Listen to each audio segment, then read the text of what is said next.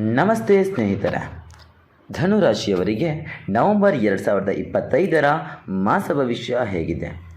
ಧನುರಾಶಿಯ ಮೇಲೆ ಗ್ರಹಗಳ ಪ್ರಭಾವ ಯಾವ ರೀತಿ ಬೀರಲಿದೆ?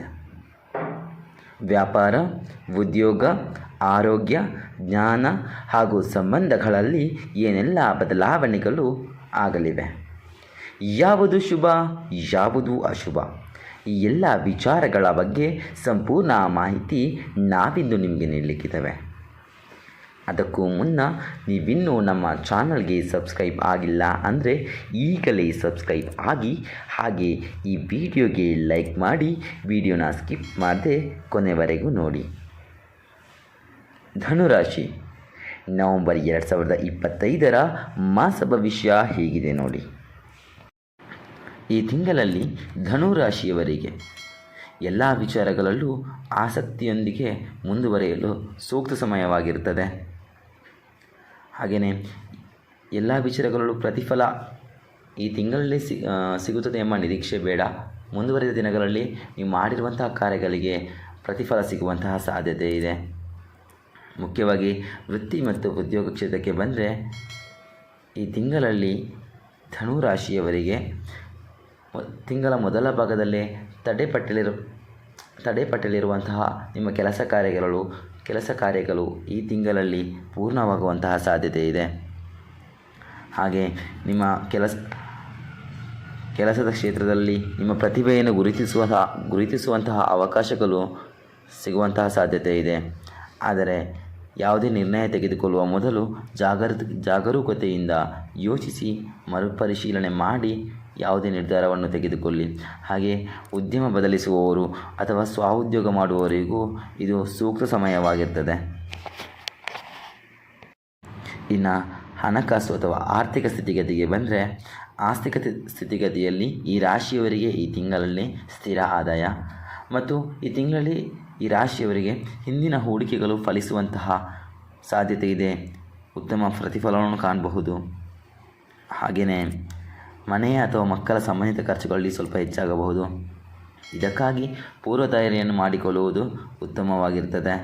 ಹಾಗೆ ಯಾವುದೇ ಹೂಡಿಕೆಯನ್ನು ಮಾಡುವಾಗ ಜಾಗರೂಕತೆಯಿಂದ ಯೋಚಿಸಿ ಪರಿಶೀಲನೆ ಮಾಡಿ ಹೂಡಿಕೆ ಮಾಡುವುದು ಉತ್ತಮಕರವಾಗಿರ್ತದೆ ಸ್ನೇಹಿತರೆ. ಇನ್ನು ಸಂಬಂಧ ಹಾಗೂ ಕುಟುಂಬದ ವಿಚಾರಕ್ಕೆ ಬಂದರೆ, ಸಂಬಂಧ ಹಾಗೂ ಕುಟುಂಬದಲ್ಲೂ ಈ ತಿಂಗಳಲ್ಲಿ ಧನುರಾಶಿಯವರು ಒಂದು ಆರೋಗ್ಯಕರ ಬಾಂಧವ್ಯವನ್ನು ರೂಪಿಸಿಕೊಳ್ತೀರಿ. ಸಂಬಂಧ, ಕುಟುಂಬ ಅಥವಾ ಇತರರೊಡನೆ ಮಾತನಾಡುವಾಗ ತುಂಬ ಯೋಚಿಸಿ ಮಾತನಾಡಿ. ಸಂವಹನ ತುಂಬ ಮುಖ್ಯಕರವಾಗಿರ್ತದೆ.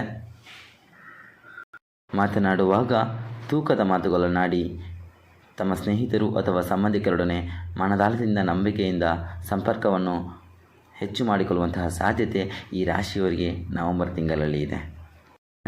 ಆರೋಗ್ಯದ ವಿಚಾರಕ್ಕೆ ಬಂದರೆ, ಆರೋಗ್ಯದಲ್ಲಿ ಈ ರಾಶಿಯವರಿಗೆ ಸಣ್ಣ ಪುಟ್ಟ ಕುಸಿತಗಳು ಕಾಣುವಂಥ ಸಾಧ್ಯತೆ ಇದೆ.